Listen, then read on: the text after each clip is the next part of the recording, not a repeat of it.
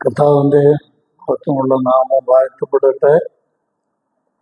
എല്ലാവർക്കും സ്നേഹവന്ദനങ്ങൾ വീണ്ടും അറിയിക്കുന്നു. അതുപോലെ ഇന്ന് ഈ വെള്ളിയാഴ്ചയും നമ്മൾക്ക് ദൈവസന്നിധിയിലായിരിക്കുവാനും ദൈവവചനം ധ്യാനിക്കുവാനും കർത്താവ് തന്നിരിക്കുന്ന അവസരത്തിനായി ഞാൻ ദൈവത്തെ മഹത്വപ്പെടുത്തുന്നു. എല്ലാവരുടെയും താല്പര്യത്തെ ഞാൻ പ്രത്യേകം അഭിനന്ദിക്കുന്നു. മഴയുടെ കാലാവസ്ഥയായിരുന്നു ഇന്ന്. നമുക്കറിയാം, മഴ നമുക്ക് ആവശ്യമാണ്. കഴിഞ്ഞ ക്ലാസ്സിൽ ഞാൻ പറഞ്ഞതുപോലെ ഒരു നല്ല തണുത്ത അന്തരീക്ഷമൊക്കെ ഉള്ളത് പഠനത്തിന് വളരെ സഹായകരമാണ്. പിന്നെ ഉറങ്ങാനും കുറെ സൗകര്യം ഉണ്ടാകാനുള്ള സാധ്യതയുണ്ട്. അത് വരാതെ സൂക്ഷിക്കണം. കരുതലോടെ നമുക്ക് ദൈവസന്നിധിയിൽ ആയിരിക്കാം. നമ്മുടെ ഈ ക്ലാസ് ഈ റെക്കോർഡ് ചെയ്യുന്നതുകൊണ്ട് ഒരു ഗുണവുമുണ്ട്, മറ്റൊരു ദോഷവുമുണ്ട്. ദോഷം ആദ്യം പറയാം. നമ്മൾ ഈ ദോഷം പറയുന്നില്ല, മുമ്പേ ആദ്യം ദോഷം പറയാം. റെക്കോർഡ് ചെയ്യുന്നതുകൊണ്ടല്ലോ സഭയുടെ ഗ്രൂപ്പിൽ വരികയും ചെയ്യും. അപ്പം ഇന്ന് പോയില്ലേലും വലിയ കുഴപ്പമില്ല എന്നുള്ള ഒരു ചിന്താഗതി വരാനുള്ള സാധ്യതയുണ്ട്. അത് നമ്മൾ ഒഴിവാക്കണം. കാരണം ദൈവമക്കളെല്ലാവരും കൂടി വന്ന് ഒരുമിച്ചിരുന്ന് ദൈവവചനം ധ്യാനിക്കുകയും പാടുകയും പ്രാർത്ഥിക്കുകയും സന്തോഷിക്കുകയും ചെയ്യുന്നതാണ് വളരെ അനുഗ്രഹീതമായ ഒരു അനുഭവം എന്ന് പറയുന്നത്.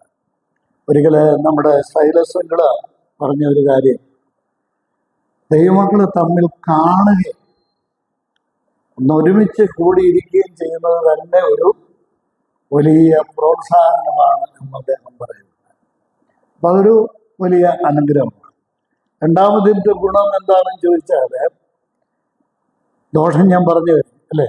ഗുണം എന്താണെന്ന് ചോദിച്ചാൽ, ഞാൻ തന്നെ ഇത് ഒരുപാട് ഞാൻ പഠിപ്പിക്കുന്ന ചില ഗ്രൂപ്പുകൾ, വചനം പഠിപ്പിക്കുന്ന ചില ഗ്രൂപ്പുകളാണ്. ആ ഗ്രൂപ്പിൽ ഞാനിത് ഷെയർ ചെയ്യും. അത് അനേകർ കണ്ടെന്ന് മാത്രമല്ല, എന്നെ പലരും വിളിച്ചവരുടെ കൂട്ടത്തിൽ അദ്ദേഹം ഇന്നത്തെ ക്ലാസ്സും അദ്ദേഹം കേൾക്കും കാണും. അപ്പം അദ്ദേഹത്തിന് മനസ്സിലാകും ഞാൻ പറയുന്നത്. അദ്ദേഹം IPCയിലെ പാസ്റ്റർ. അദ്ദേഹം പറഞ്ഞ ഒരു കാര്യം, ഞാൻ ഈ വെളിപാട് പുസ്തകത്തിൻ്റെ ഒരുപാട് പുസ്തകങ്ങൾ വായിക്കുകയും പ്രസംഗങ്ങൾ കേൾക്കുകയും പ്രസംഗിക്കുകയൊക്കെ ചെയ്തിട്ടുള്ള ആളാണ്. പക്ഷെ നമ്മുടെ ഈ പഠന രീതിക്ക് ഒരു വേറിട്ട ശൈലിയുണ്ട് എന്ന് അദ്ദേഹം പറഞ്ഞു. അദ്ദേഹത്തിന് അത് വലിയ സന്തോഷമാണ് എന്ന് പറയുന്നുണ്ടായി. അപ്പോൾ ഒരുപാട് പേർക്ക് ഇത് റെക്കോർഡ് ചെയ്ത് നമ്മൾ ഷെയർ ചെയ്യുന്നതുകൊണ്ട് പ്രയോജനം. അടുത്ത തലമുറയിൽ കർത്താവ് വരാൻ താമസിച്ചാൽ അടുത്ത തലമുറയ്ക്കും അത് പ്രയോജനകരമായിരിക്കും അല്ലേ. കർത്താവ് സഹായിക്കട്ടെ. നമ്മൾ ഈ 1-ാം അധ്യായത്തില് ഒടുവിൽ നമ്മൾ ചിന്തിച്ച് അവസാനിപ്പിച്ചത് ഈ പ്രവചന പുസ്തകത്തിൻ്റെ സ്പെഷ്യൽ ഫീച്ചേഴ്സാണ്. പ്രത്യേകമായിട്ടുള്ള ചില ഘടകങ്ങൾ ഉണ്ട്. അതാണ് നമ്മൾ ഒടുവിൽ ചിന്തിച്ചത്. അതിൽ ഏറ്റവും ഒടുവിൽ നമ്മൾ ധ്യാനിച്ചത്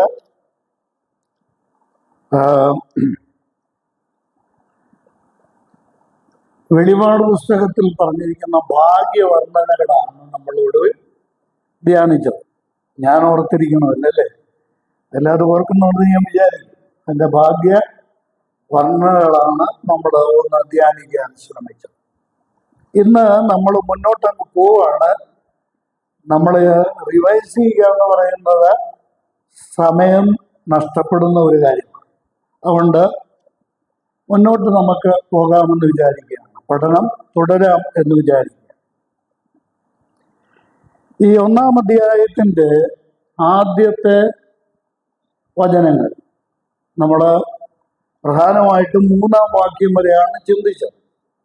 എന്നാൽ 1 മുതൽ 8 വരെയുള്ള വാക്യങ്ങൾ, വെളിപാട് പുസ്തകം 1-ാം അധ്യായത്തിൻ്റെ 1 മുതൽ 8 വരെയുള്ള വാക്യങ്ങൾക്ക് നമ്മളൊരു ശീർഷകം കൊടുത്താൽ ഇങ്ങനെ കൊടുക്കാൻ സാധിക്കും: the great revelation to the servants of God. ദൈവദാസന്മാർക്കുള്ള ഏറ്റവും മഹത്തായ ഏറ്റവും വലിയ വെളിപാടെന്ന് പറയും. അതിൽ 3-ാം വാക്യം വരെ നമ്മൾ ഏകദേശം ഒന്ന് ധ്യാനിച്ചതുകൊണ്ട് ഞാൻ അടുത്ത ഭാഗത്തേക്കൊന്ന് പ്രവേശിക്കും. 4 മുതൽ 8 വരെയുള്ള വാക്യം. വെളിപാട് പുസ്തകം 1-ാം അധ്യായത്തിന് 4 മുതൽ 8 വരെയുള്ള വാക്യം പഠിച്ചാൽ തീരുകയില്ല കേട്ടോ. ഞാൻ ഇന്ന് ഓടിച്ചെന്ന് പറഞ്ഞു പോകത്തില്ല. എൻ്റെ കൂടെ നിങ്ങൾ വരികയും പിന്നീട് ധ്യാനിക്കുകയും ചെയ്താൽ മതി. ഈ 4 മുതൽ 8 വരെയുള്ള വാക്യങ്ങളിൽ പ്രധാനമായ 4 പ്രഖ്യാപനങ്ങളുണ്ട്. The great announcements to the churches. സഭകൾക്കുള്ള 4 പ്രഖ്യാപനങ്ങൾ ഈ ഭാഗത്ത് യോഹന്നാൻ അപ്പോസ്തലനിലൂടെ നമ്മൾക്ക് ലഭിക്കുന്നതാണ്.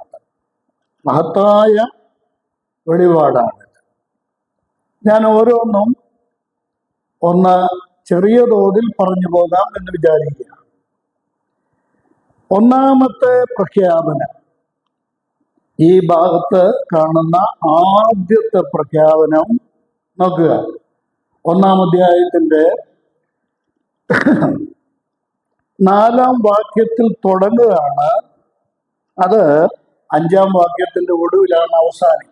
5-ന്റെ ഒടുവിൽ നോക്കണം. ആദ്യത്തെ പ്രഖ്യാപനം ഇതാണ്: നിങ്ങൾക്ക് കൃപയും. ശ്രദ്ധിക്കുന്നുണ്ടോ? എൻ്റെ കൂടെ ഒന്ന് പറഞ്ഞു, നിങ്ങൾക്ക് കൃപയും സമാധാനവും ഉണ്ടാകും. ഇതാണ് ആദ്യത്തെ പ്രഖ്യാപനം.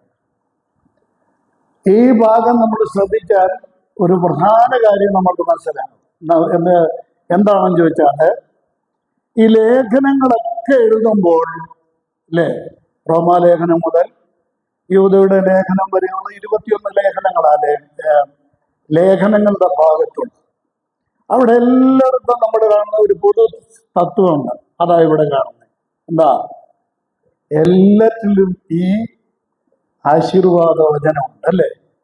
എല്ലാ ലേഖനങ്ങളും മിക്കവാറും എല്ലാ ലേഖനങ്ങളിലും എന്തുണ്ട്?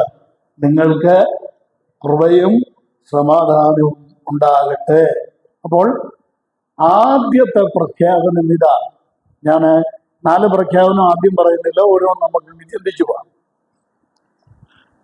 മനുഷ്യ ജീവിതത്തിൽ അനിവാര്യമായിരിക്കുന്ന 2 കാര്യങ്ങളാണ്.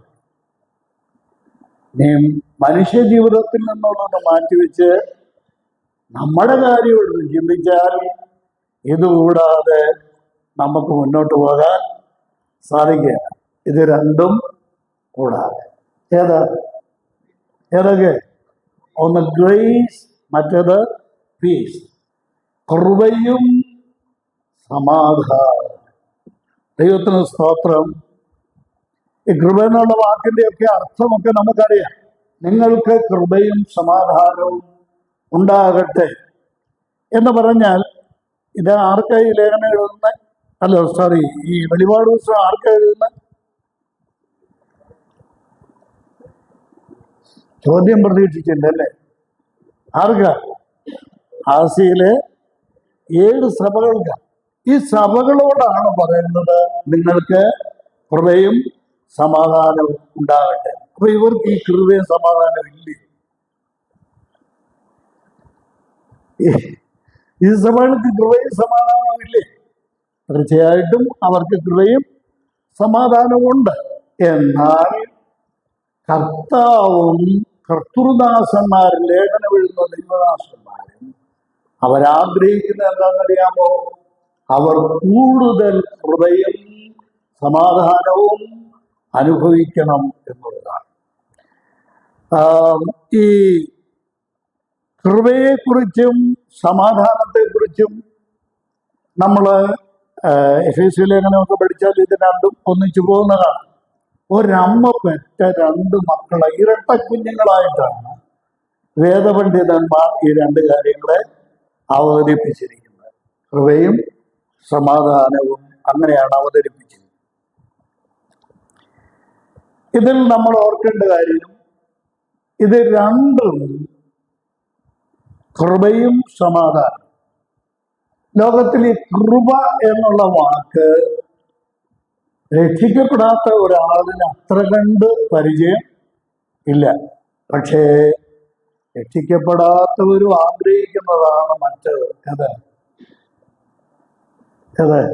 സമാധാനം. ഇന്ന് മനുഷ്യനില്ലാത്തതും ഇത് തന്നെയാണ്. അതുകൊണ്ടാണ് ഇത് രണ്ടും ദൈവവചനവും വാഗ്ദാനം ചെയ്യുന്നത്. ഞാൻ ഇനി ഇതിൽ സംബന്ധിച്ചുള്ള പ്രധാനപ്പെട്ട കാര്യങ്ങൾ. ഒന്ന്, കൃപ എന്ന് പറഞ്ഞാൽ എന്താ? ശ്രദ്ധിക്കണേ, കൃപ എന്നുള്ള വാക്കിന്റെ അർത്ഥം എന്താ? എഫേസ്യലേഖനം 2-ാം അധ്യായത്തിലെ കൃപയാണ് നമുക്കെല്ലാവർക്കും പരിചയമുള്ള നിങ്ങൾ ചിരിക്കുന്നുണ്ട് ചിലരെ, വേദവസം അറിയാവുന്നവരാചരിക്കും. ആ കൃപയാണ് മിക്കവാറും എല്ലാവർക്കും അറിയാവുന്ന. എന്താ? എൻ്റെ പിതാവ് ഈ കൃപയ്ക്ക് നൽകിയിരിക്കുന്ന, അവിടെ പറയുന്ന കൃപയ്ക്ക് നൽകിയിരിക്കുന്ന ഒരു നിർവചനം എനിക്ക് വലിയ ഇഷ്ടമാണ്. നല്ലൊരു വാക്കാണ്. അപാത്രത്തില് പകരപ്പെടുന്ന ദാനം. അദ്ദേഹം അപാത്രത്തിൽ പകരപ്പെടുന്ന ദാനം. നമ്മൾ സാധാരണ ബ്രദറൻകാരായ നമ്മളെല്ലാവരും പറയുന്നത് എന്താ? അർഹതയില്ലാത്ത സ്ഥാനത്ത് ചൊരിയപ്പെടുന്ന ഔദാര്യം, അല്ലെ? അർഹതയില്ലാത്ത സ്ഥാനത്ത് ചൊരിയപ്പെടുന്ന ഔദാര്യം. ഇത് ശരിയാണ്, അല്ലേ? രക്ഷ നമ്മൾ അർഹിക്കുന്നതല്ല, പക്ഷേ ദൈവം നമ്മൾക്ക് അത് തന്നു. കൃപയാണല്ലോ വിശ്വാസം മൂലം നിങ്ങൾ രക്ഷിക്കപ്പെട്ടിരിക്കുന്നത്. നമ്മൾ ന്യായമായി അർഹിക്കുന്നത് എന്താ? നരകമാണ്. അത് തരാതെ എന്ത് ചെയ്തു? നമ്മൾക്ക് യാതൊരു അർഹതയുമില്ലാത്ത സ്വർഗം കർത്താവ് നമ്മൾക്ക് തന്നു. ഇതിനെയാണ് നമ്മൾ പൊതുവെ എന്ത് വിളിക്കുന്നത്? കൃപ എന്ന് വിളിക്കുന്നത്. ഇനി ഞാൻ പറയുന്ന കാര്യം എന്നോടൊപ്പം നിങ്ങൾ ചിന്തിക്കുക. ഈ കൃപയുടെ വെളിപാട് ലോകത്തിൽ, ചരിത്രത്തിൽ വ്യക്തമായി കണ്ടത് എവിടെയാണ്? ആരിലാണ്? കൃപ കൃത്യമായി വെളിപ്പെട്ടത് ആരിലാണ്? യോഹന്നാൻ എഴുതിയ സുവിശേഷം 1-ാം അധ്യായത്തിന്റെ 14-ാം വാക്യം. 1:14 എന്താ? വചനം. എല്ലാവരും ഒന്ന് ഉത്സാഹമായിട്ട്. തണുപ്പ് ഞാൻ ആദ്യം പറഞ്ഞതാണ്. മഴയുണ്ടായി തണുപ്പുണ്ട്, അത് നമ്മളെ ബാധിക്കണം. വചനം ജഡമായി തീർന്നു, പിന്നെ കൃപയും സത്യവും നിറഞ്ഞവനായി നമ്മുടെ ഇടയിൽ പാർത്തു. കൃപയുടെ നിറവ്, സത്യത്തിന്റെ നിറവ്, അതിപ്പോ നമ്മൾ ചിന്തിക്കുന്നില്ല. കൃപയുടെ നിറവ് ലോകം കണ്ടത് ആരിലാണ്? യേശുക്രിസ്തുവിലാണ്. കർത്താവായ യേശുക്രിസ്തുവിന്റെ വളർച്ചയോട് ബന്ധപ്പെട്ടും തിരുവഴുത്തിൽ പറയുന്ന ഒരു കാര്യം, ദൈവ കൃപയും അവന്റെ മേൽ ഉണ്ടായിരുന്നു എന്നാണ്. യേശുക്രിസ്തുവിന്റെ ക്രമാനുഗതമായ വളർച്ചയിൽ എന്തുണ്ടായിരുന്നു? കൃപയുണ്ടായിരുന്നു. ദൈവ കൃപയിൽ വളർന്നവനാണ് കർത്താവായ യേശു. ദൈവ കൃപയിൽ വളർന്നവൻ മാത്രമല്ല, ദൈവ കൃപ നിറഞ്ഞവനായിരുന്ന കർത്താവായ യേശു. ഇനി ഒരു കാര്യം കൂടെ ഇതിനിടയ്ക്ക് ഒറ്റ വാചകത്തിൽ പറയാം. കത്തോലിക്കർക്കും മറ്റും ഒരു വലിയ അബദ്ധജല്യമായ ഒരു ഉപദേശമുണ്ട്. അവർ വിശ്വസിക്കുന്നുണ്ട്, കന്യകമറിയമിനെ കുറിച്ച് പറയുന്ന കൃപ നിറഞ്ഞവൾ എന്ന് പറയാറുണ്ട്. തെറ്റാ അല്ലേ? എന്നവനെ തെറ്റാ. എന്താ അത്? വേദവസം അങ്ങനെയല്ല പറയുന്നത്. എന്താ? കൃപ ലഭിച്ചവളെന്നാ പറയുന്നത്. ലോകത്തിലുള്ള സകല മനുഷ്യരും കൃപ ലഭിച്ചവരാണ്. കൃപ നിറഞ്ഞവൻ ആര് മാത്രമാണ്? കർത്താവായ യേശുക്രിസ്തു. അപ്പോൾ ദൈവകൃപ കർത്താവിനോട് കൂടെ ഉണ്ടായിരുന്നു തന്റെ വളർച്ചയിൽ. പിന്നെ ദൈവകൃപ നിറഞ്ഞവനായിരുന്നു കർത്താവ്.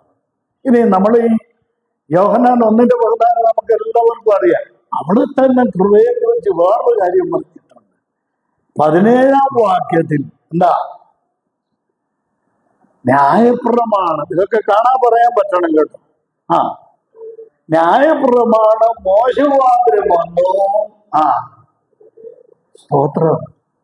കണ്ടിട്ടുണ്ട്, വായിച്ചിട്ടുണ്ടല്ലേ? കൃപയാരുമാത്രം വന്നത്. യേശു കൃഷ്ണതെല്ലാം അർത്ഥം ചിന്തിച്ചിട്ടുണ്ടോ? എന്റെ ദൈവമേ, നാടൻ ഭാഷയിൽ പറഞ്ഞാൽ എടുത്താ പൊണ്ടാത്ത സത്യങ്ങളാ ഇതൊക്കെ. ന്യായപ്രമാണം മോശമാന്ത്രം വന്നു. എന്നാൽ ഓരോ തെറ്റിനും ആദതിന്റെ ശിക്ഷയ ന്യായപ്രമാണം. എന്നാൽ കൃപ തെറ്റിന് തല്ലുകയല്ല, പിന്നെ തെറ്റുകളെ ക്ഷമിക്കുകയാണ്. ഇതാണ് കൃപ. ഞാനിതങ്ങോട്ട് വിവരിക്കാൻ പോയ ഇന്നത്തെ ക്ലാസ് മൊത്തം ഈ കൃപ കൊണ്ടിരിക്കേണ്ടി വരും. ചുമ്മാ പറഞ്ഞല്ല, സത്യമായിട്ട് പറഞ്ഞാണ്. കൃപ ഇതൊരു പ്രമാണമാണ്. ന്യായപ്രമാണം പോലെയുള്ള ഒരു പ്രമാണമാണ് ഏത്? കൃപ. ഒരു വാക്യം കൂടെ ഞാൻ ഇതിനോട് ചേർത്ത് പറയാം, എന്നിട്ട് യോഹന്നാൻ 1 മടങ്ങുക. റോമർക്കെഴുതിയ ലേഖനം 6-ാം അധ്യായത്തിന്റെ 14-ാം വാക്യം നോക്കി. എല്ലാവരും എടുത്തൊന്ന് നോക്കിയാണ് ഉപകാരം. റോമാലേഖനം 6-ാം അധ്യായത്തിന്റെ 14-ാം വാക്യം എന്താ? നിങ്ങൾ എന്തിനല്ല അധീനം ആയിരിക്കുന്നത്? നിങ്ങൾ ന്യായപ്രമാണത്തിനല്ല, പിന്നെ കൃപയ്ക്കത്രേ അധീനരാകിയാണ്. കണ്ടോ? അപ്പൊ ന്യായപ്രമാണം എന്ന് പറഞ്ഞ മോശ കൊണ്ടുവന്ന പ്രമാണത്തിന്റെ കീഴിലല്ല നമ്മൾ, പിന്നെ യേശുക്രിസ്തു മുഖാന്തരം ലഭിച്ച കൃപയുടെ കീഴിലാണ് നമ്മൾ. അതുകൊണ്ടാണ് 6:1 തുടങ്ങുമ്പോ പറയുന്നുണ്ട്, എന്താ? ഇതൊക്കെ വായിച്ചിട്ടുണ്ടല്ലേ? 6:1 തുടങ്ങുന്നത് എങ്ങനെ? കൃപ പരിചേണ്ടതിന് പാപം ചെയ്യുന്നോ? ഭയത്തോടൊക്കെ കേൾക്കേണ്ട കാര്യം. കൃപ എന്തിനാ? കൃപയുടെ കീഴിൽ നമ്മളെ കൊണ്ടുവന്ന എന്തിനാ? പാപം ചെയ്യാനാണ്. 6:1 വായിച്ചു നോക്കിയേണ്ട. കൃപ 5-ാം അധ്യായത്തിന്റെ ഒടുവിൽ പറയുന്നുണ്ട്, പാപം പെരുകിയിടത്ത് കൃപ. ഈ വാക്യമൊക്കെ അറിയത്തില്ലേ? പാപം പെരുകിയിടത്ത് കൃപ അത്യന്തം വർദ്ധിച്ചു. അപ്പോ ഈ വാക്യത്തിന്റെ അർത്ഥം എന്താ? പലരും ധരിച്ചു വെച്ചേക്കുന്നത്, പാപം ചെയ്യുക, കൃപ വായിക്കുക. പാപം ചെയ്യുക, അതിന്റെ മുകളിൽ കൃപ. പിന്നെ പാപം ചെയ്യുക, അതിന്റെ മുകളിൽ.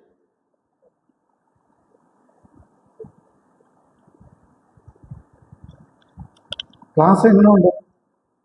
പല പ്രയോജനം ചെയ്യുന്നുണ്ടോ? അനേക വിശ്വാസികള് കൃപ എന്നുള്ളത് പാപം ചെയ്യാനുള്ള ഒരു ലൈസൻസ് ആക്കി എടുത്തിരിക്കുകയാണ്. ഈ കൃപ വന്നിരിക്കുന്നത് പാപം ചെയ്തു കഴിഞ്ഞിട്ട് കർത്താവിങ്കിൽ നിന്ന് കൃപ പ്രാപിക്കാനല്ല. അതാ 6:1 തുടങ്ങുന്നത് എങ്ങനെ? കൃപ പെരുകേണ്ടതെന്ന് എന്ത് ചെയ്യരുത്? പാപം പെരുകിയിടത്ത് കൃപ പെരുകി. അതുകൊണ്ട് നീ പാപം ചെയ്ത് ചെയ്ത് ചെയ്ത് കൃപ എന്ത് ചെയ്യരുത്? ചടമിണ്ടുകയല്ലേ? കൃപ പെരുക്കരുത്.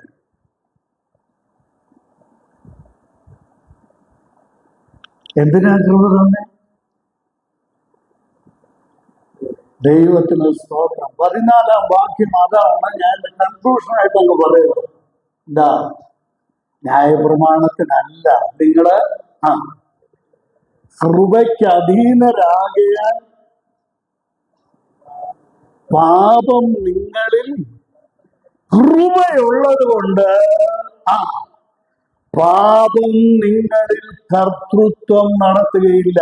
കൃപ തന്നിരിക്കുന്നത് എന്തിനാണ്? പാപത്തെ തോൽപ്പിക്കാൻ. പാപം ചെയ്യാനുള്ള പ്രലോഭനമുണ്ടാകുമ്പോൾ എന്തിലാശ്രയിക്കണം? കുറവിലാശ്രയിക്കണം. ഇതിങ്ങനെ ചിന്തിച്ചു പോയാൽ സമയം പോകുന്ന പോലും ആത്മീയരുടെ കാര്യമാണ് ഞാൻ പറയുന്നത്. ഇതൊക്കെ ഇങ്ങനെ ഞാൻ ചിന്തിച്ചു പോയാൽ സമയം പോകുന്ന പോലും നമ്മൾ അറിയത്തില്ല. പിന്നെ ഏറ്റവും ഒടുവിൽ ഞാൻ പറയുമ്പോഴാണ് നിങ്ങൾ വായിച്ചു നോക്കി സമയമായല്ലോ എന്ന് ചിന്തിക്കുന്നു. അതുപോലുള്ള സത്യങ്ങളാണ് ഇതൊക്കെ. അപ്പൊ കൃപ എന്ന് പറയുന്നത് എന്താ? ഒരു പ്രമാണം. പാപത്തെ ജയിക്കാൻ കർത്താവ് നമ്മൾക്ക് തന്നിരിക്കുന്ന പ്രമാണം. ഇനി നമ്മൾക്കെല്ലാം സുപരിചിതമായ ഒരു വാക്യം. മിക്കവാറും വിശ്വാസികളൊക്കെ വീട്ടിലെ പ്രാർത്ഥനയിലും സഭയിലെ പ്രാർത്ഥനയിലും ഒക്കെ പ്രാർത്ഥിക്കുമ്പോൾ ഉദ്ധരിക്കുന്ന ഒരു വചനം ഞാൻ പറയാം. ഇബ്രായർക്ക് എഴുതിയ ലേഖനം 4-ാം അധ്യായത്തിന്റെ 16-ാം കർത്താവേ, ഞങ്ങളെ കൃപാസനത്തിന് അടുത്ത് വന്നിരിക്കുക, ഞങ്ങൾക്ക് എന്നാ വേണം? കൃപ വേണം. മിക്കവാറും രാത്രി കിടക്കാൻ നേരത്താണ് ഇത് ഉദ്ധരിച്ച് പ്രാർത്ഥിക്കുന്നത്. എന്തിനാ കൃപ? കഴിഞ്ഞ പകലിന്റെ ജീവിതത്തിൽ അറിഞ്ഞും അറിയാതെ ഒരുപാട് കുറവുകളും പോലെ വിശ്വാസി പാപം ചെയ്ത കുറവാണ്. അത് ബലഹീന അല്ലേ? കുറവും ബലഹീനതയും ഒക്കെ വന്നു. ഇപ്പൊ കൃപാസനത്തിനടുത്ത് വന്നിരിക്കുക. എന്തോ വേണം? എന്ത് വേണം? ക്ഷമിക്കണേ, കൃപ തരണേ. ഉണ്ടോ? 16-ാം വാക്യം എന്താ പറഞ്ഞേ? അതുകൊണ്ട് ആരെങ്കിലും ഒരാളൊന്ന് ഉറക്കെ വായിക്കുന്നേ. അതുകൊണ്ട് കൃപ ലഭിക്കുവാൻ, സഹായത്തിനുള്ള കൃപ ലഭിക്കേണ്ടതിന് എന്തോ ചെയ്യണം? ധൈര്യത്തോടെ ഈ വാക്യം വെച്ച് കൃപാസനത്തിൽ ചെല്ലാൻ എന്തുമാത്രം താല്പര്യമെന്നറിയാമല്ല. അപ്പൊ ഇവിടെ പറഞ്ഞിരിക്കുന്ന ഈ കൃപ എന്തിനാ? എന്റെ സഹോദരങ്ങളെ, ഞാൻ വ്യക്തമായി പറയട്ടെ, പാപം ചെയ്തിട്ട് ചെന്ന് കൃപകളെ മേടിക്കുകയല്ല. പിന്നെ കൃപാസനത്തിന്റെ അടുത്ത് ചെല്ലേണ്ടത് എപ്പോഴാ? പാപം ചെയ്യാനുള്ള പരീക്ഷ ഉണ്ടാകുമ്പോൾ, പ്രലോഭനമുണ്ടാകുമ്പോൾ, കർത്താവേ എനിക്ക് ജയിക്കണമെങ്കിൽ എന്റെ ശക്തി കൊണ്ട് എനിക്ക് സാധിക്കയില്ല, എനിക്കെന്ത് വേണം? സ്തോത്രം, എനിക്ക് കൃപ വേണം. അപ്പൊ ഈ കൃപയ്ക്ക് ഞാനൊരു നിർവചനം കൊടുക്കുക, നല്ലൊരു ഡെഫിനിഷൻ പൗലോസ് പുസ്തകം കൊടുത്തിട്ടുണ്ട്. ഞാൻ കൊടുക്കുന്നെന്ന് പറഞ്ഞ തെറ്റാണ്. പൗലോസ് കൊടുത്ത നിർവചനം 2 കൊരിന്ത്യർ 12-ാം അധ്യായത്തിലാണ്. അദ്ദേഹത്തിന് വലിയ രോഗം മാറിക്കിട്ടാൻ വേണ്ടി 3 തവണ പ്രാർത്ഥിച്ചിട്ടും മറുപടി കിട്ടി ചെല്ലു പറയാറുണ്ട്. ഉത്തരം കിട്ടാത്ത പ്രാർത്ഥനയാണ് പൗലോസിന്റെ പ്രാർത്ഥന. ഉത്തരം കിട്ടാത്ത പ്രാർത്ഥനയല്ല, അത് മറുപടി കിട്ടിയ പ്രാർത്ഥനയാണ്. എന്താ മറുപടി? എന്തായിരുന്നു? രോഗം അവിടെ നിന്നോട്ട് ഞാൻ എന്ത് തരാം? കൃപ തരാം. അവിടെ കണ്ടോ? നിർവചനം കണ്ടോ? എന്റെ കൃപ നിനക്ക് മതി. അടുത്ത വാചകം എന്താന്ന് കണ്ടോ? എന്താ? എന്റെ ശക്തി ബലഹീനതയിൽ തികഞ്ഞു വരുന്ന. അപ്പോൾ കൃപയുടെ നിർവചനം പറഞ്ഞേ. കൃപ സമം എന്താ? ബലഹീനതയിൽ തികഞ്ഞു വരുന്ന ശക്തിയാണ് കൃപ. എന്താ? പാപം ചെയ്യാതിരിക്കാൻ, പാപത്തെ അതിജീവിക്കാനുള്ള ശക്തിയാണ് എന്ത്? സ്തോത്രം. എന്ത്? കൃപ. അപ്പൊ എനിക്ക് നിങ്ങൾക്ക് ഇക്കാലത്ത് വേണ്ടത് എന്താ? അങ്ങോട്ട് തിരിഞ്ഞാലും ഇങ്ങോട്ട് തിരിഞ്ഞാലും ഈ സാധനം ഉണ്ടല്ലോ, ഉണ്ടല്ലോ, എന്താ? മൊബൈല്. ഇത് തുറന്നാലും TV തുറന്നാലും എല്ലാം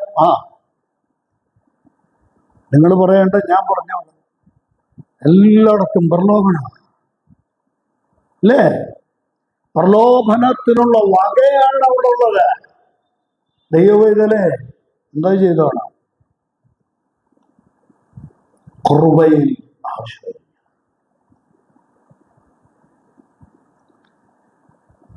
അപ്പോൾ ബലഹീനതയിൽ തികഞ്ഞു വരുന്ന ശക്തിയാണ് ദൈവത്തിന്റെ കൃപ. ഞാൻ യോഹന്നാൻ 1 മടങ്ങി വരട്ടെ.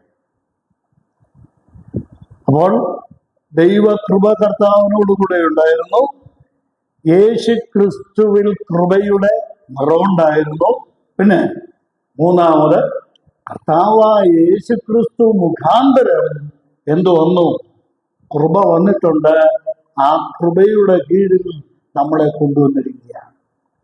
ഇനി ഞാൻ റിവേഴ്സിൽ വരികയാണ്. 17 വാക്യമായി ഇപ്പൊ പറഞ്ഞു. ഇനി 16 വാക്യത്തിലോട്ട് വന്നേ. യോഹന്നാൻ 1:16 എന്താ?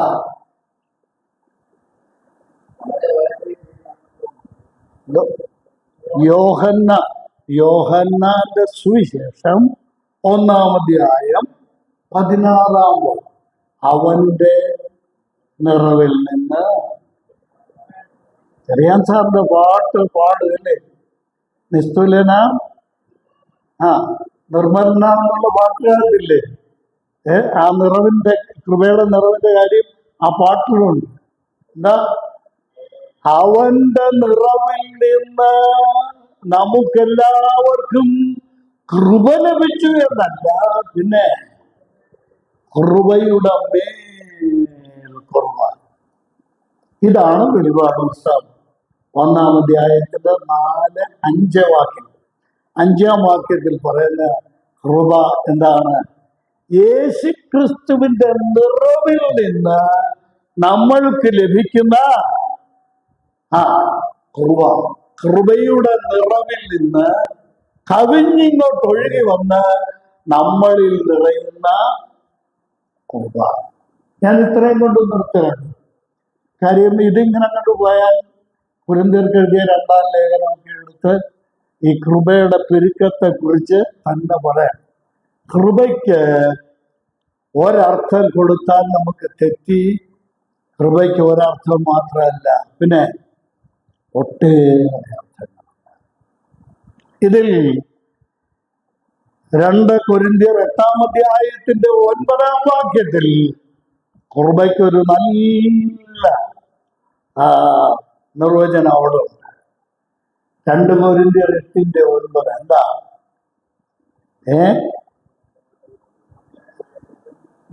അവൻ സമ്പന്നനായിരുന്നിട്ടും, നമ്മുടെ കർത്താവ് സമ്പന്നനായിരുന്നിട്ടും, പിന്നെ അവന്റെ ദാരിദ്ര്യത്താൽ നിങ്ങളെ സമ്പന്നരാക്കിയ എന്താ? ദൈവത്തിന്റെ കൃപ നിങ്ങൾ അറിയുന്നില്ല. ദൈവത്തിന്റെ കൃപ കണ്ടോ? നമ്മളെ സമ്പന്നരാക്കാൻ ദരിദ്രനായി തീർന്ന ദൈവകൃപയാണ് നമ്മുടെ കർത്താവായ യേശുക്രിസ്തു. ഇവിടെ യോഹന്നാൻ അപ്പോസ്തലൻ ദൈവമക്കൾക്ക് കൃപയും സമാധാനവും വാഗ്ദാനം ചെയ്യുകയാണ്. ഞാൻ ഈ കൃപയും സമാധാനത്തോട് ബന്ധപ്പെട്ട് ഇവിടെ പറഞ്ഞിരിക്കുന്ന ഈ വെളിപാട് പുസ്തകം 1-ാം അധ്യായത്തിൽ പറഞ്ഞിരിക്കുന്ന ഭാഗങ്ങൾ മാത്രം അതിനകത്ത് ഒതുങ്ങി നിന്നൊന്ന് വായിച്ചു പോകാൻ കേട്ടോ. 1, കൃപ ആര് തരുന്നതാണെന്നറിയാമോ? നോക്കിയേ, വെളിപാട് പുസ്തകം 1-ാം അധ്യായം 4-ാം വാക്യം നോക്കിയേ. ഇരിക്കുന്നവനും ഇരുന്നവനും വരുന്നവനുമായ വരുന്നവനുമായവങ്കൽ നിന്നും. ആരിൽ നിന്നാ കൃപയും സമാധാനം കിട്ടുന്ന? ആരിൽ നിന്നാ കൃപയും സമാധാനം കിട്ടുന്ന? ഇത്രയും ചേർന്ന് വായിച്ചിട്ടുണ്ടോ? അത് കർത്താവ് യേശുക്രിസ്തുവിന്റെ കാര്യം ഞാൻ പിന്നെ പറയാൻ പോകുക. ഇതിപ്പോ ആരുടെ കാര്യമാണ് പറഞ്ഞേക്കുന്നത്? ഇരിക്കുന്നവനും ഇരുന്നവനും വരുന്നവനുമായവങ്കൽ നിന്ന് എന്ത് കിട്ടണം? കൃപയും സമാധാനവും കിട്ടണം. ഒത്തിരി റെഫറൻസസ് ഒക്കെ ഞാനിവിടെ എഴുതി വെച്ചിട്ടുണ്ട്. മിണ്ടാൻ പറ്റുമോ? കർത്താവ് വന്നാലും ക്ലാസ് തുടരേണ്ടി വരും. ഞാനിവിടെ കാണത്തുമില്ല. കർത്താവ് ഞാനിവിടെ കാണത്തില്ല. ഇതിങ്ങനെയൊക്കെ തുടരാൻ പറ്റുകയല്ലോ. ചിന്തിച്ചു നോക്കി. സ്തോത്രം. പിതാവായ ദൈവത്തിങ്കൽ നിന്നാണ് കൃപയും സമാധാനവും കിട്ടുന്നത്. ഞാൻ ഈ സമാധാനത്തെ കുറിച്ചുകൂടെ ഒരു വാക്ക് പറയാം. കൃപ ദൈവത്തിങ്കൽ നിന്ന് നമ്മൾക്ക് ലഭിക്കും. സമാധാനത്തിന് 3 തലങ്ങളുണ്ട്. നമ്മുടെ സുവിശേഷന്മാരൊക്കെ, നമ്മുടെ പ്രിയ റജിയൊക്കെ പ്രസംഗിക്കുന്നിടത്ത് ഇതൊക്കെ പറയാറുണ്ട്. 3 തലങ്ങളിലാണ് സമാധാനം. ഒന്ന്, ദൈവത്തോട്, പീസ് വിത്ത് ഗോഡ്, ദൈവത്തോടുള്ള സമാധാനം. 2, മനുഷ്യരോടുള്ള സമാധാനം. 3, ഫിലിപ്പി ലേഖനം 4-ാം അധ്യായത്തിൽ ഹൃദയത്തിലും മനസ്സിലും സമാധാനം. ഈ സമാധാനത്തിന്റെ പ്രത്യേകത എന്താണെന്നറിയാമോ? ഫിലിപ്പിയർ 4:7 പറഞ്ഞിട്ടുണ്ട്. എന്താ? സകല ബുദ്ധിയെയും കവിയുന്ന സമാധാനം. ഇതാര് തരുന്നതാണ്? ഈ ബുദ്ധിയെ കവിയുന്ന സമാധാനം ആര് തരുന്നതാണ്? പിതാവായ ദൈവം തരുന്ന എന്ന് പറഞ്ഞാൽ, ഞാനൊരു വാചകത്തിലാണെന്ന് പറഞ്ഞു പോകാം. അപ്പൊ എല്ലാവർക്കും മനസ്സിലാവും. ഒറ്റ വാചകത്തിൽ പറയാം. നമുക്ക് സ്വസ്ഥമായിട്ടൊന്നിരിക്കാനുള്ള, സമാധാനമായിട്ടൊന്ന് ഇരിക്കാനുള്ള സാവകാശം ഇല്ല. അതുപോലുള്ള പ്രശ്നമോ അല്ലെ, അതുപോലുള്ള പ്രശ്നം അഭിമുഖീകരിക്കുന്നുണ്ടോ എനിക്കറിഞ്ഞുകൂടാ. ഞാൻ പറയട്ടെ, ഈ ദൈവമക്കൾ അഭിമുഖീകരിക്കുന്ന പോലുള്ള പ്രശ്നങ്ങൾ ലോകത്തിൽ വേറെ ആരും അഭിമുഖീകരിക്കുന്നില്ല. പക്ഷേ ആ പ്രശ്നങ്ങളിൽ അവർ തളർന്ന് വാടി വീണു പോകുന്നില്ല. കാരണം എന്താണെന്നറിയാമോ? സകല ബുദ്ധി എന്ന് പറഞ്ഞാൽ ബുദ്ധിപരമായിട്ട് നോക്കിയാൽ ഇത് പരിഹരിക്കപ്പെടാൻ സാധ്യതയില്ല, പരിഹരിക്കപ്പെടുകയില്ല. ബുദ്ധിപരമായി നോക്കിയാൽ അത് പരിഹരിക്കപ്പെടുകയില്ല. എന്നാൽ അതിൻ്റെ മോളിൽ, ആ ബുദ്ധിയുടെ മണ്ടയ്ക്കൊത്ത് ദൈവത്തിന് സമാധാനം വന്നു വരിക. സാരമില്ല, ഇത് ഞാൻ പരിഹരിച്ചോളാം. അനുഭവിച്ചിട്ടുണ്ടോ? സ്തോത്രം. സകല ബുദ്ധിയെയും കവിയുന്ന ദൈവസമാധാനം. ഞാൻ അവിടെ നിന്ന് നിർത്തുക. ഇതെവിടെ നിന്ന് കിട്ടുന്നതാണ്? പിതാവായ ദൈവത്തിങ്കൽ നിന്ന് കിട്ടുന്നതാണ്. ഈ ദൈവത്തിന്റെ പ്രത്യേകത കണ്ടോ? 1, ഇരുന്നവനാണ്. 2, ഇരിക്കുന്നവനാണ്. 3, വരുന്നവനാണ്. ഇങ്ങനെയുള്ള ദൈവത്തിങ്കൽ നിന്നും. രണ്ടാമത്, 1 ദൈവത്തിങ്കൽ നിന്ന് കൃപയും സമാധാനം. രണ്ടാമത് നോക്കിയേ, 4-ാം വാക്യം തന്നെ ഒന്ന് ചിന്തിച്ചേ. അവന്റെ സിംഹാസനത്തിൻ മുമ്പിലുള്ള 7 ആത്മാക്കളുടെ പക്കൽ നിന്ന് കൃപയും സമാധാനം. ഉണ്ടാവും. കൃപയും സമാധാനം എവിടുന്നാ കിട്ടേണ്ടത്? ഇത് ചോദിച്ചപ്പോൾ ഒരു വിഷമം ഉണ്ടായില്ലേ? ഉത്തരം പറയാൻ വിഷമം. ഏതായി 7 ആത്മാക്കൾ? ഏതാ? പരിശുദ്ധാത്മാവ. ഒരു വിശ്വാസിയിൽ കൃപയും സമാധാനവും നൽകുന്നത് പിതാവായ ദൈവമാണ്. 1, 2, പരിശുദ്ധാത്മാവാണ് നമ്മൾക്ക് സമാധാനവും കൃപയും, അഥവാ കൃപയും സമാധാനവും നൽകുന്നത്. ഇതോട് ചേർത്ത് പരിശുദ്ധാത്മാവിനെ കുറിച്ച് ഞാൻ ഒരു വാക്കോട് പറയാൻ. പരിശുദ്ധാത്മാവിന് കൊടുത്തിരിക്കുന്ന പേരുകളിൽ 1 കൃപയുടെ ആത്മാവാണ്. പരിശുദ്ധാത്മാവ് കൃപയുടെ ആത്മാവാണ്.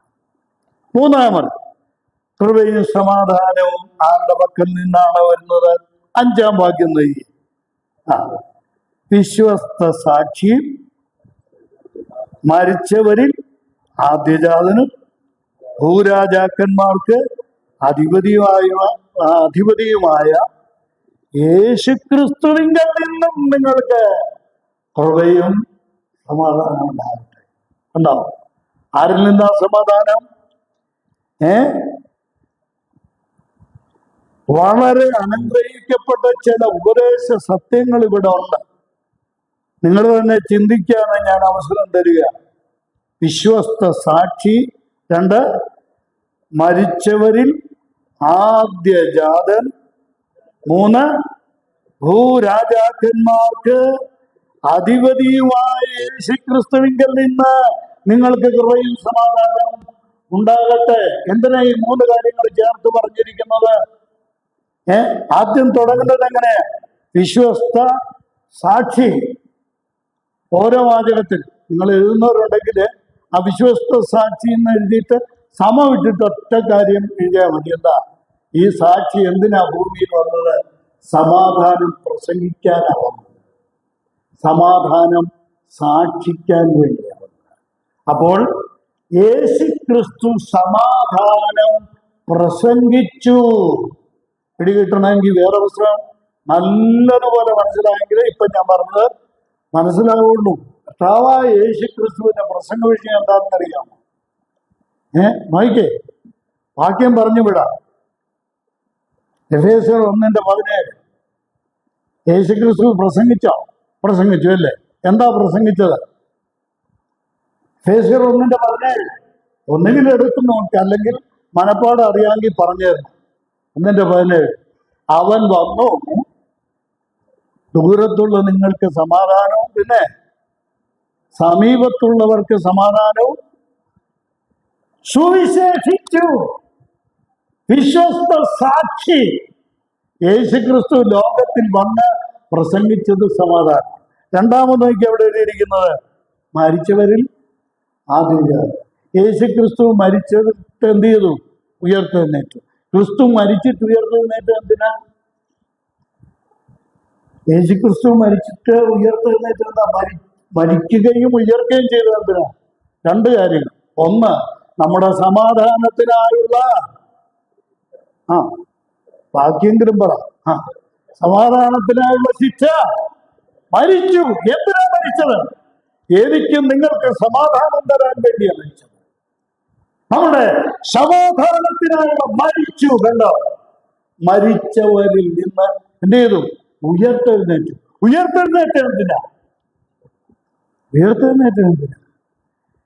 എന്റെ ദൈവത്തിന് സ്തോത്രം. ഇതൊക്കെ ചിന്തിക്കുന്നുണ്ട് എൻ്റെ അകത്തുനിന്നൊരു വലിയ സ്തോത്രമൊക്കെ വരും. കാര്യം എന്താണെന്നറിയാം? ഉയർത്തെഴുന്നേറ്റ കർത്താവ് വാതിലടച്ച്, യഹൂദന്മാരെ പേടിച്ച് വാതിലടച്ച് ഇരുന്ന് ശിഷ്യന്മാരുടെ നടുവിൽ വന്ന് ആദ്യം പറഞ്ഞ എന്താ? ഞാൻ ഉയർത്തെഴുന്നേറ്റു. എന്നിട്ട് കയ്യും കാലും കാണിച്ചു പറയുകയാണ്, നിങ്ങൾക്ക് സമാധാനം. അപ്പോൾ മരിച്ചത് സമാധാനം ഉണ്ടാക്കി. കൊലോസ്യർ 1:20-21. അവൻ ക്രൂശിൽ ചൊരിഞ്ഞ രക്തം കൊണ്ട് ക്രിസ്തു മരിച്ചില്ലെങ്കിൽ സമാധാനം ഉണ്ടാകുമായിരുന്നില്ല. സമാധാനം ഉണ്ടാക്കാൻ വേണ്ടി മരിച്ച ഏക വ്യക്തി കർത്താവായ യേശുക്രിസ്തുവാണ്. 2, മരിക്കുക മാത്രമല്ല, പിന്നെ എന്ത് ചെയ്തു?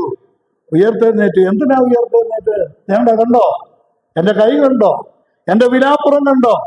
ഇത് പറഞ്ഞിട്ട് അവൻ കൈയും വിലാപ്പുറവും അവരെ കാണിച്ചു. എന്തിനാ ഈ കൈയും വിലാപ്പുറവും കാണിച്ചത്?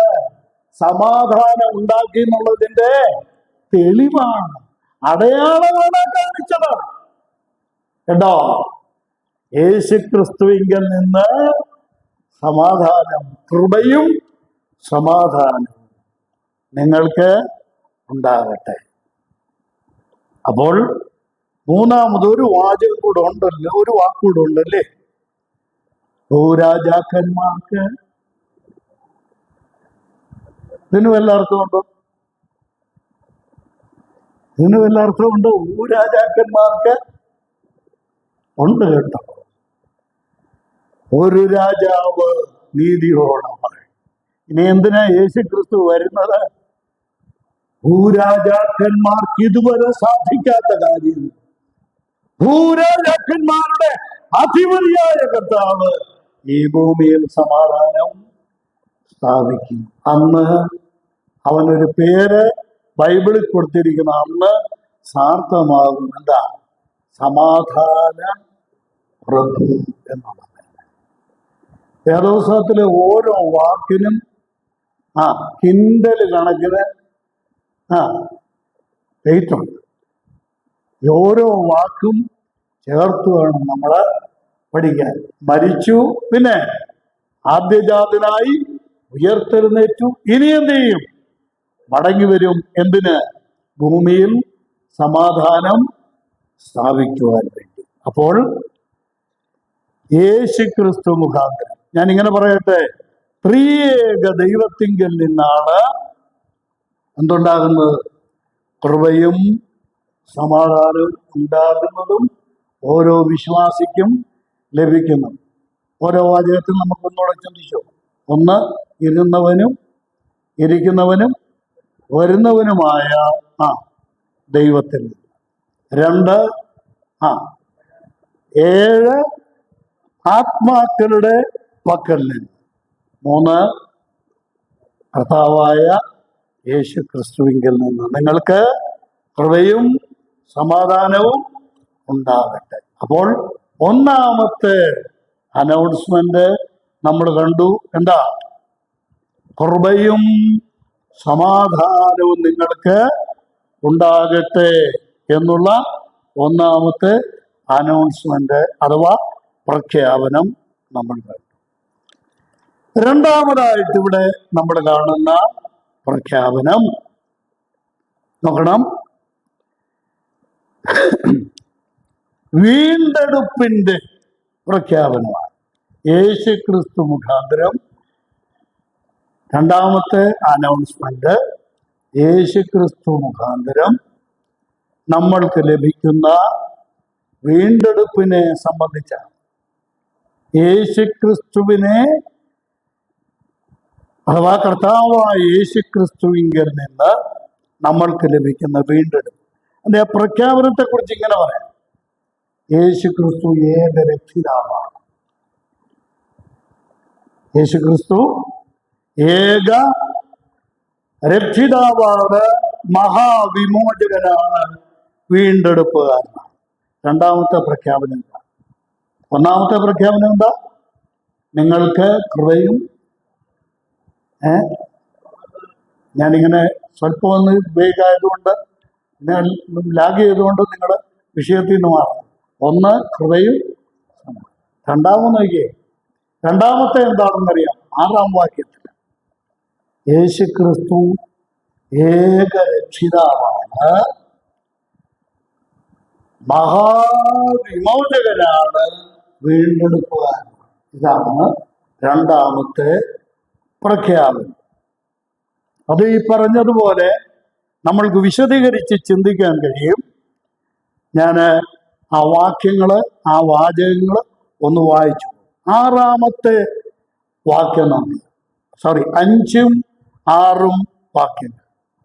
യേശുക്രിസ്തു ഏക രക്ഷിതാവാണ്. 5-ാം വാക്യത്തിൽ വിശ്വസ്ത സാക്ഷി, മുമ്പേ പറഞ്ഞ വിശ്വസ്ത സാക്ഷി, പിന്നെ മരിച്ചവരിൽ നിന്ന് ആദ്യജാതൻ, 3 ഭൂരാജാക്കന്മാർക്ക് അധിപൻ. ഇത് 3ഉം കർത്താവായ യേശുക്രിസ്തു ലോകരക്ഷിതാവാണ് എന്ന് പ്രഖ്യാപിക്കുന്ന സത്യം കൂടെയാണ്. ഇനി 6-ാം വാക്യത്തിലേക്ക് വന്നാൽ അവിടെ യേശുക്രിസ്തു ഏകരക്ഷിതാവ് എന്നുള്ളതിന് ക്രിസ്തു മുഖാന്തരം ലഭിച്ച വിമോചനത്തെ സംബന്ധിച്ച് 6-ാം വാക്യം പ്രഖ്യാപിക്കുക. എന്നൊക്കെ എന്താ പറയുന്നത്? യേശുക്രിസ്തു നമ്മെ സ്നേഹിക്കുന്നവനും, പിന്നെ നമ്മുടെ പാപം പോക്കി നമ്മെ തന്റെ രക്തത്താൽ വിടുവിച്ച് നമ്മെ രാജ്യവും പുരോഹിതന്മാരുമാക്കി തീർത്തവനുമായവന് എന്നേക്കും മഹത്വം വരും. ആമേൻ. ഇത് ഒരു ആരാധന കൂടെയാണ്. ഒരു പ്രഖ്യാപനമുണ്ട്, പിന്നെ അതിനോട് ചേർന്ന് യോഹന്നാന്റെ ആരാധന. ഇനി ആ വാക്യം ഒന്ന് സൂക്ഷിച്ചു നോക്കിയേ. ഓരോ വാക്കും ഓരോ സന്ദേശങ്ങളാണ്, ഓരോ പ്രഖ്യാപനങ്ങളാണ്. ഒന്നാമത്തെ വാക്യം നോക്കിയാൽ നമ്മെ സ്നേഹിക്കുന്നവൻ, നമ്മുടെ കർത്താവ് നമ്മളെ സ്നേഹിച്ചു. 2, നമ്മുടെ പാപം പോക്കി. കണ്ടോ, യേശുക്രിസ്തുവാണ് എന്ത് ചെയ്യുന്നത്? പാപം പോക്കുന്നത്. 3, പാപം പോക്കി തന്റെ രക്തത്താൽ നമ്മളെ വിടുവിച്ചു. രക്തത്താലുള്ള വീണ്ടെടുപ്പ്, രക്തത്താലുള്ള വിമോചനം. പിന്നെ വിടുവിച്ച് നമ്മൾക്ക് ലഭിച്ച പദവി എന്താ? പുരോഹിതന്മാരും രാജാക്കന്മാരുമാക്കി. മലയാളം ബൈബിള് വായിച്ചാൽ രാജ്യവും പുരോഹിതന്മാരും എന്നാണ്.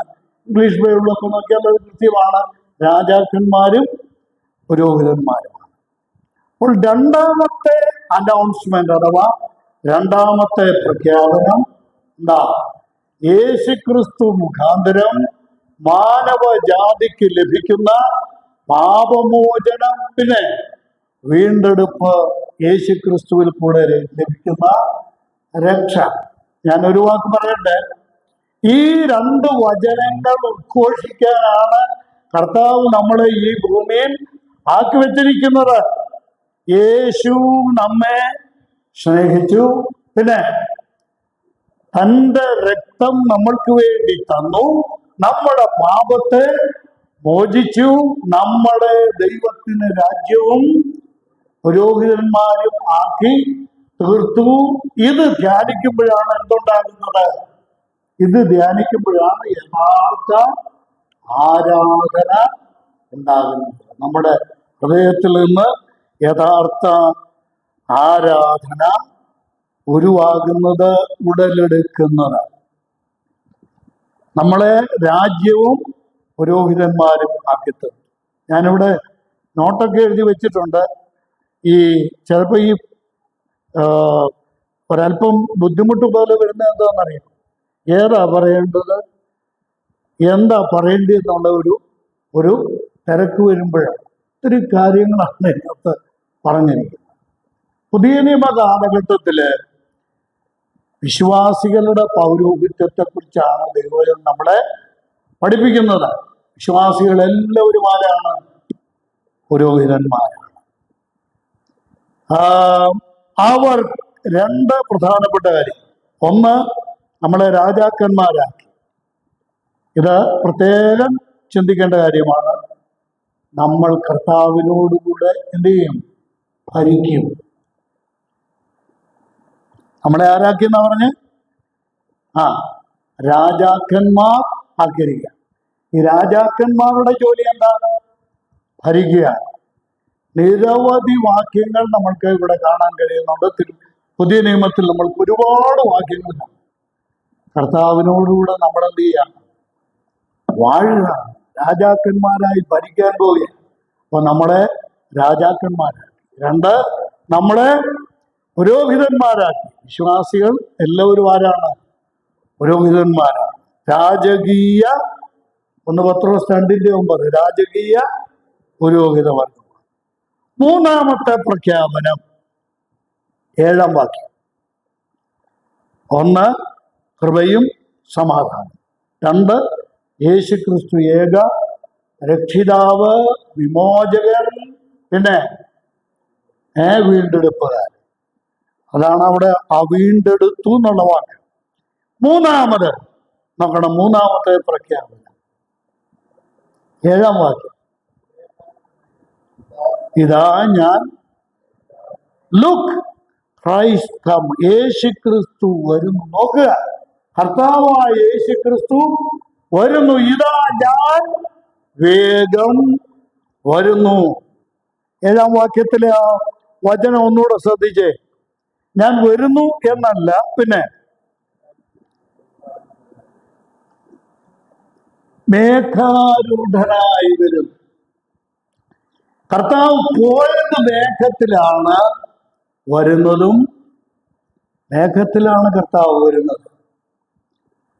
കർത്താവ് പോയ രംഗം എവിടെയാ കാണുന്നത്? യേശുക്രിസ്തു പോയ രംഗം എഴുതിയിരിക്കുന്ന എവിടെയാ? അപ്പോസ്തലന്മാരുടെ പ്രവർത്തികൾ 1-ാം അധ്യായത്തിന്റെ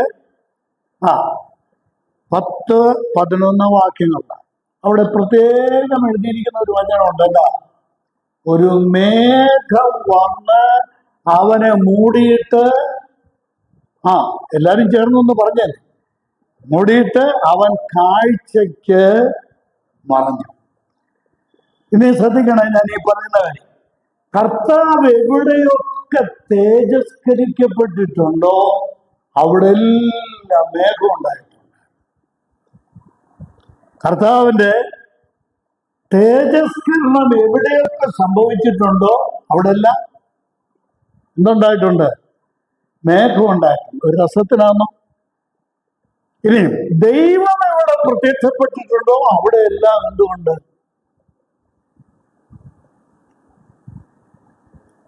വേദപുസ്തകം പഠിക്കുന്ന നമ്മൾ ഇതെല്ലാം പഠിക്കുന്നു. ദൈവം പ്രത്യക്ഷപ്പെട്ടിടത്തും മേഘം ഉണ്ടായിരുന്നോ? പുറപ്പാട് പുസ്തകം 19-ാം. ആ കാര്യം പുതിയ നിയമത്തിൽ പറയുന്നതാണ്. എബ്രായർക്ക് എഴുതിയ ലേഖനം 12-ാം അധ്യായത്തിന്റെ 18-ാം വാക്യം. എബ്രായർ 12-ന്റെ ഒന്നെടുത്തത് ഒന്ന് തുടങ്ങി വെക്കണേ. 12-ന്റെ 18. എന്താ? സ്ഥൂലമായതും തീ കത്തുന്നതുമായ പർവ്വതത്തിനും അടുത്ത എന്താ? മേഘതമസ്,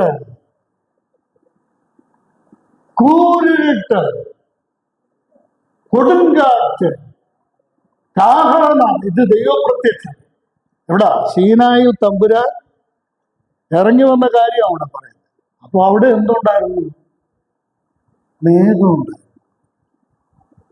ഇനി വേറൊരു കാര്യം, ഈ ദൈവവും ഇരുട്ടുമായിട്ട് വല്ല ബന്ധമുണ്ട്? ദൈവം വെളിച്ചമാകുന്നു, അവന് ഇരുട്ടൊട്ടുമില്ലെന്നാ വേദപുസ്തകം പറയുന്നത് അല്ലേ? പക്ഷെ ദൈവം വന്നിടത്ത് എന്തുണ്ടായിരുന്നെന്നാ പറഞ്ഞ്?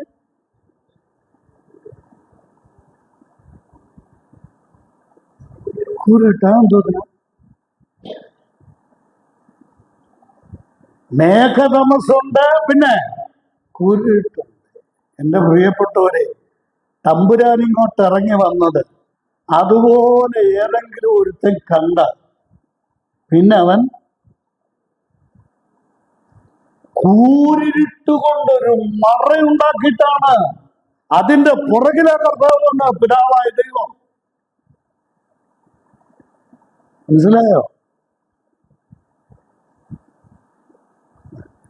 ഈ ദൈവത്തിന്റെ മുമ്പിലാണ് നമ്മുടെ ഓരോ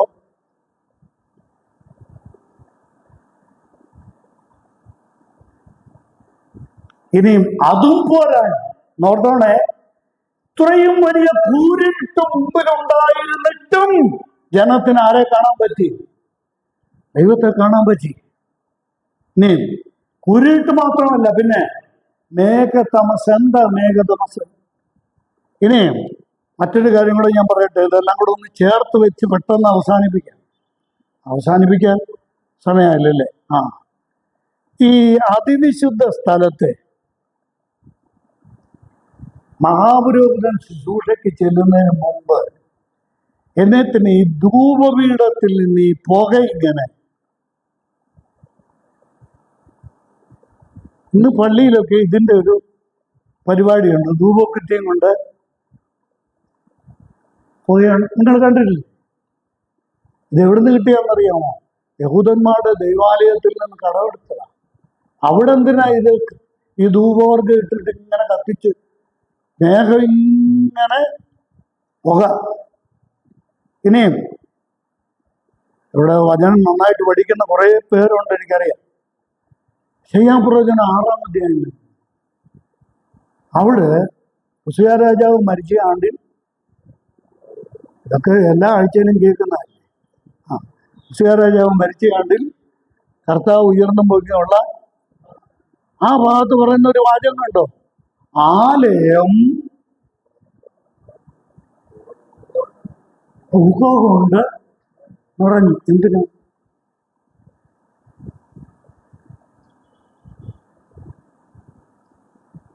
യെശയ്യാ പ്രവാചകനുണ്ടല്ലോ, നേരിട്ട് ആ ദർശനം അവനുണ്ടായാൽ അവൻ പിന്നെ ഇല്ല. ഞാനിങ്ങനെ പറയാ, കൃത്രിമമായ ഒരു മേഘം സൃഷ്ടിച്ചിട്ടാണ് ദൈവം എന്ത് ചെയ്തെന്ന് പ്രത്യക്ഷപ്പെടുന്നത്. മറുപമല, മറുപമലയിൽ എന്തുണ്ടായിരുന്നു? ഉണ്ടായിരുന്നോ? മേഘം ഉണ്ടായിരുന്നോ? ഉണ്ട്. കാര്യം ഇപ്പുറത്ത് 3 ചങ്ങാതിമാര് കിടപ്പുണ്ടല്ലേ. ആരൊക്കെയാ ഇരിപ്പുണ്ട്? ആരൊക്കെയാ? പത്രോസ്, യാക്കോബും യോഹന്നാനും. ഈ അണ്ണന്മാരെ എന്ത് ചെയ്യാൻ പാടില്ല? യേശു കർത്താവിനെ തന്റെ പ്രതാപത്തിൽ കാണുവാൻ പാടില്ല. കണ്ടോ മേഘം എന്തിനാണെന്ന് മനസ്സിലായോ? പിന്നെ നോക്കിക്കേ, കർത്താവ് ഇനി വരുന്നത് എങ്ങനെയാണെന്ന് നമ്മളിവിടെ കണ്ടത് മേഘാരൂഢം. നോക്കിക്കേ, 1 തെസ്സലോനിക്കർ 4:16. എല്ലാ മരണ വീട്ടിൽ ഈ കഴിഞ്ഞ ആഴ്ച എത്ര പ്രാവശ്യം കേട്ടു ഈ വചനങ്ങള്?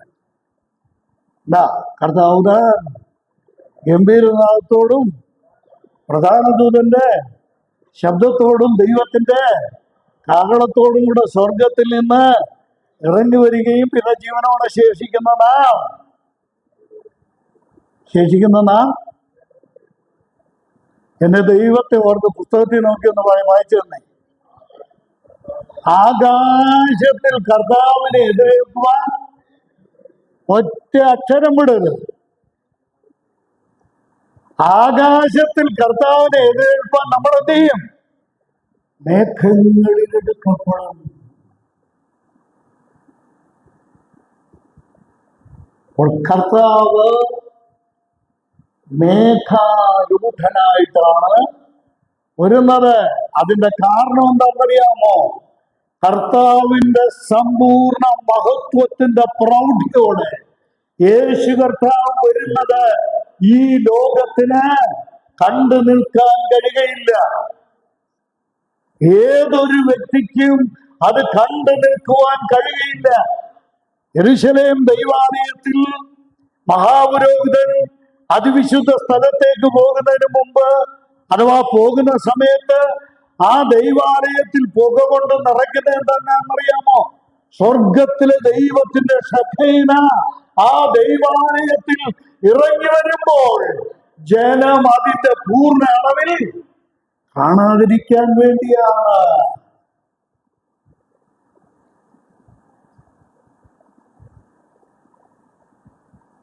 നമ്മൾ ദൈവത്തെ ഒന്ന് പേടിക്കണം കേട്ടോ.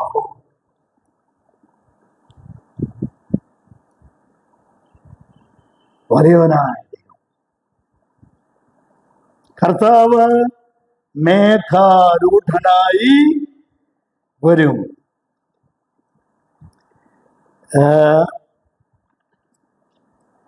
അടുത്ത വാചകം പറഞ്ഞിരിക്കുന്നത് മേഘാരൂഢനായി വരും.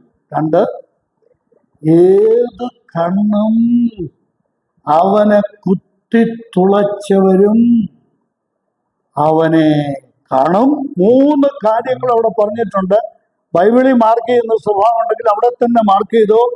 1, ഏത് കണ്ണും അവനെ കാണും. 2, അവനെ കുത്തിത്തുളച്ചവരവനെ കാണും. 3, ഭൂമിയിലെ സകല ഗോത്രങ്ങളും അവനെ ചൊല്ലി വിലപിക്കും. അപ്പോൾ ഈ വരവേദ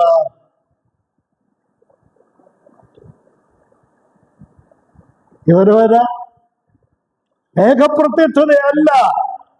ഈ വരവ് മഹത്വ പ്രത്യക്ഷതയാണ്. ഭൂമിയിലേക്കുള്ള കർത്താവിന്റെ വരവാണ്. എല്ലാ കണ്ണുകളും അവനെ കാണും. 2, എല്ലാ കണ്ണുകളെന്ന് പറഞ്ഞിട്ട് പ്രത്യേകം എടുത്തൊരു വാചകം കൂടെ പറയുന്നുണ്ടോ? എന്താ? കുത്തിത്തുളച്ചവരും അവനെ കാണും. പിന്നെ ഭൂമിയിലെ സകല ഗോത്രങ്ങളും ഈ വരവിൽ എന്ത് ചെയ്യും? കർത്താവിന്റെ മുമ്പിൽ വിലപിക്കുന്ന വരവാണ്. ഞാൻ ചില വചനങ്ങൾ പെട്ടെന്നൊന്ന് വായിച്ചു പോകാം ഈ വരവിനെ സംബന്ധിച്ച് പറയുന്ന ചില വചനങ്ങൾ നമ്മൾക്കൊന്ന് നോക്കാം. ഒന്ന്, മത്തായി എഴുതിയ സുവിശേഷം 24-ാം അധ്യായത്തിന്റെ 30-ാം വാക്യം. ഇത് അത്യാവശ്യം വായിക്കേണ്ടത് കൊണ്ട് ഞാൻ ഈ വചനങ്ങൾ വായിക്കുകയും വായിപ്പിക്കുകയും ചെയ്യാം. കാണുന്നവര് എടുക്കുന്നവരൊന്ന് വായിച്ചു.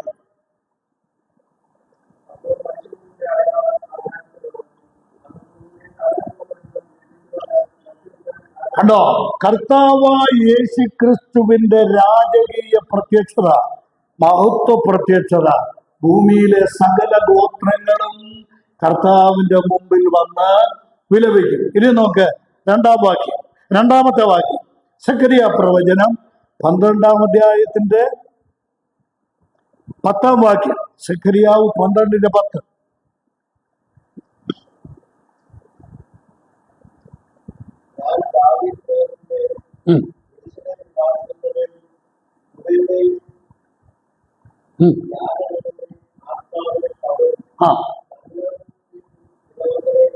തങ്ങൾ കുത്തിയിട്ടുള്ളവങ്കലേക്ക് അവർ നോക്കും. ഇതാരുടെ കാര്യം പറഞ്ഞേ? യഹൂദന്റെ കാര്യം. ഞാൻ അതൊന്ന് ചെറുതായിട്ടൊന്ന് വിവരിക്കാം കേട്ടോ, വിശദീകരിക്കാം. ഇനി 14-ാം അധ്യായത്തിന്റെ 4-ാം വാക്യം നോക്കിയ സക്കറിയ പ്രവചനം 14:4. സക്കറിയ 14:4. അന്നാളിൽ അവന്റെ കാല്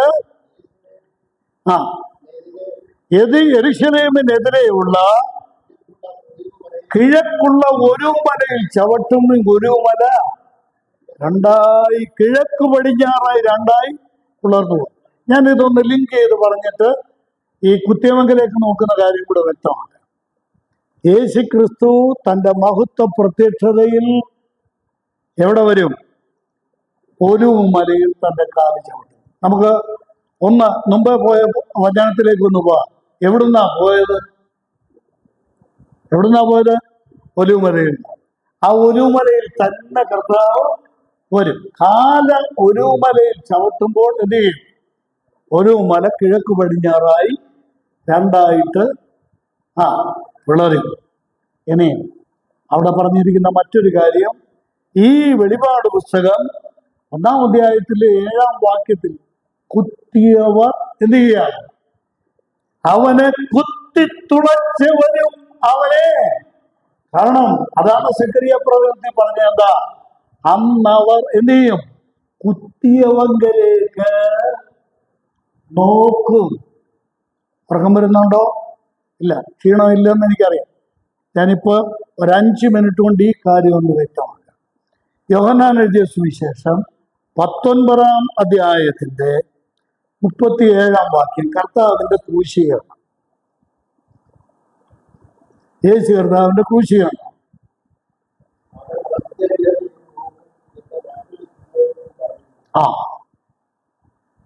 ഈ രംഗം ഞാൻ തൊട്ട് മുകളിലത്തെ വാക്യങ്ങളോടെ എല്ലാം ഒന്ന് നോക്കിക്കോണേ. ഞാൻ ഈ പറയുന്ന കൂട്ടത്തിൽ കർത്താവിനെ ക്രൂശിച്ചു. അപ്പോ കർത്താവ് മരിച്ചോ ഇല്ലയോ എന്നുള്ള പരിശോധന നടക്കുക. യേശു ക്രിസ്തു മരിച്ചോ ഇല്ലയോ എന്നുള്ളത്. ഇടത്തും വലത്തും കിടക്കുന്ന കള്ളന്മാരുടെ 2 പേരുടെയും കാല് ഒടിച്ചു.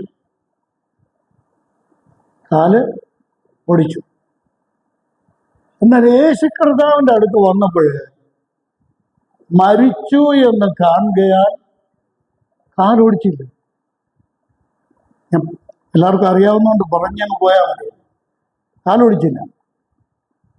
എന്തുകൊണ്ടാ കാലൊടിക്കാൻ? മരിച്ചു എന്ന് കാണുകയാൽ കാലൊടിച്ചു. എന്നിട്ടും എന്ത് ചെയ്തു? നെഞ്ചത്ത് കുത്തി. അതെന്തിനാ? മരിച്ചു എന്നറിയാൻ വേണ്ടി. മരിച്ചു എന്ന് കണ്ടിട്ട് കാലൊടിച്ചില്ല.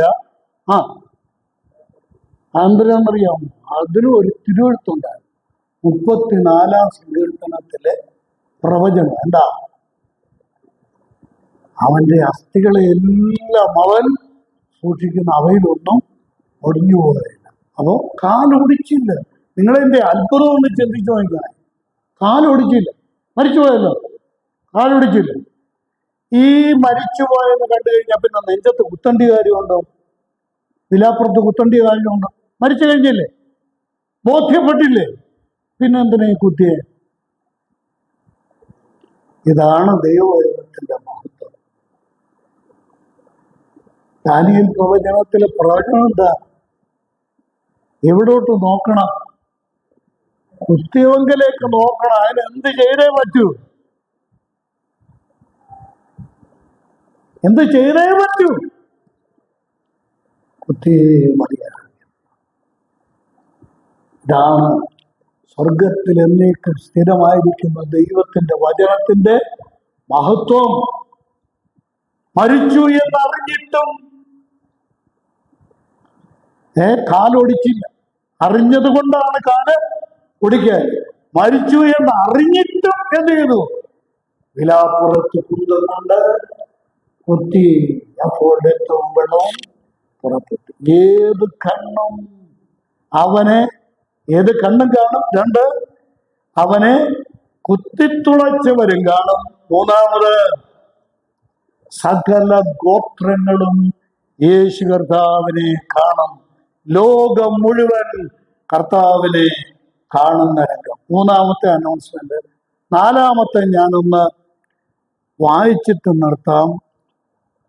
നാലാമത്തെ ഈ ഭാഗത്ത് പറയുന്ന പ്രഖ്യാപനം 8-ാം വാക്യമാണ്. യേശു ക്രിസ്തു സർവശക്തനായ ദൈവം. എങ്ങനാ ആ വാക്യം ഒന്ന് നോക്കിയേ. ഞാൻ അൽഫയും, വെളിപാട് പുസ്തകത്തിൽ ആവർത്തിച്ചു വരുന്ന ഒരു പ്രയോഗമാണ്. ഞാൻ അൽഫയും ഒമേഗയുമാണ്. പിന്നെ 2 അൽഫയും ഒമേഗയുമാണെന്ന് പറഞ്ഞിട്ട് അതിന് ഒരു വിശദീകരണം കൊടുക്കുകയാണ്, അല്ലെങ്കിൽ നിർവചനം എന്ന് പറയാമല്ലോ. എന്താ? ഇരിക്കുന്നവനും ഇരുന്നവനും വരുന്നവനും. എന്താ ഈ പറഞ്ഞതിന്റെ അർത്ഥം? ഈ ആദ്യം പറഞ്ഞത് തന്നെയാണ് ഈ പറഞ്ഞത്. ഞാൻ വ്യക്തമാക്കാം. പിന്നെ മൂന്നാമത് പറയുന്നത് എന്താ? സർവശക്തിയുള്ള ദൈവമായ കർത്താവ് അരുളി ചെയ്യുന്നു. കർത്താവ്, നീ അടുത്ത് നോക്കണം, 9 മുതലുള്ള വാക്യങ്ങൾ സഭയ്ക്കുള്ള ദൂത. സഭയോട് കർത്താവ് സംസാരിക്കാൻ പോവുക. ആരാ സംസാരിക്കുന്നത്? യേശു ക്രിസ്തു സംസാരിക്കുന്നത്. സഭയോട് സംസാരിക്കാൻ പോവുകയാണ് കർത്താവ്. അപ്പോ സഭയോട് സംസാരിക്കാൻ പോകുന്ന കർത്താവ് ആരാണെന്നാ പറയുന്നത്? ഒന്ന്, അൽഫയും ഒമേഗയും. എന്താ ഈ അൽഫയും ഒമേഗയും എന്ന് പറഞ്ഞാൽ? ചിലർക്ക് ഇതൊക്കെ തെറ്റിച്ച് വായിക്കുകയൊക്കെ ചെയ്യാറുണ്ട് കേട്ടോ. അൽഫയും ഒമേഗ എന്ന് പറഞ്ഞാൽ ഗ്രീക്ക് അക്ഷരമാലയിലെ ആദ്യത്തെ അക്ഷരമാണ് അൽഫ, ഒടുവിലത്തെ അക്ഷരമാണ് ഒമേഗ. അൽഫയും ഒമേഗയും. അതെന്തിന് ഈ അക്ഷരമാലയിലെ ആദ്യത്തെ അവസാനത്തെ അക്ഷരം പറഞ്ഞത് ശരിയാണ്, 100% ശരിയാണ്. പക്ഷെ യേശു ക്രിസ്തു ആരാ? യേശു ക്രിസ്തു വചനമാണ്. വചനത്തിലെ, ഗ്രീക്ക് ഭാഷയിലെ വചനത്തിലെ ആദ്യത്തെ അക്ഷരം ഏതാ?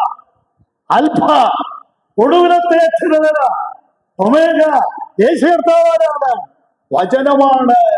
അൽഫയും ഒമേഗയുമായ വചനമാണ്. ആ വചനമാണ് ആ വായിക്കകത്തു നിന്ന് ഇരുവാഴ്ചയുള്ള മൂർച്ചയുള്ള വാളായി സഭയ്ക്ക് നേരെ വരാം. ഈ വചനമാണ് അൽഫയും. രണ്ടാമത് പറഞ്ഞിരിക്കുന്ന ഇരുന്നവനും ഇരിക്കുന്നവനും വരുന്നവനും എന്ന് പറഞ്ഞാൽ എന്റെ അർത്ഥം എന്താ?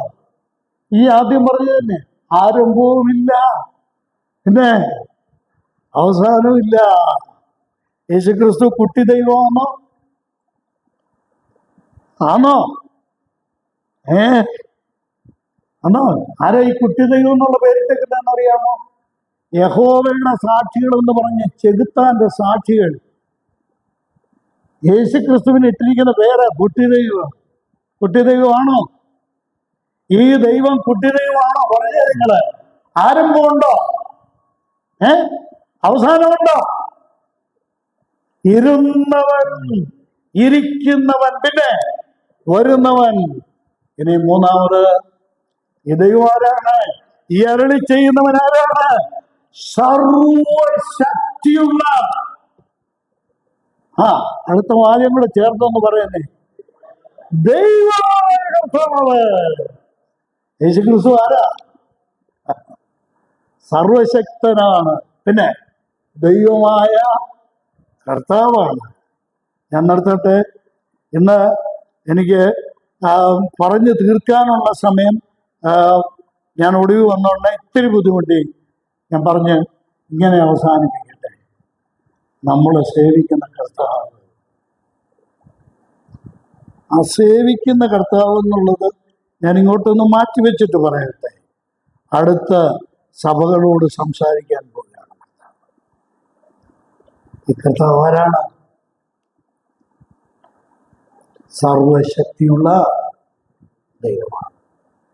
സഹോദരി സഹോദരന്മാരെ, ഇന്നത്തെ ക്ലാസ് ഇവിടെ അവസാനിപ്പിക്കുമ്പോൾ എഫെസോസ് സഭ മുതൽ ലവോദിക്ക സഭയുള്ള വരെയുള്ള 7 സഭകൾക്ക് കർത്താവ് ദൂത് നൽകുകയാണ്.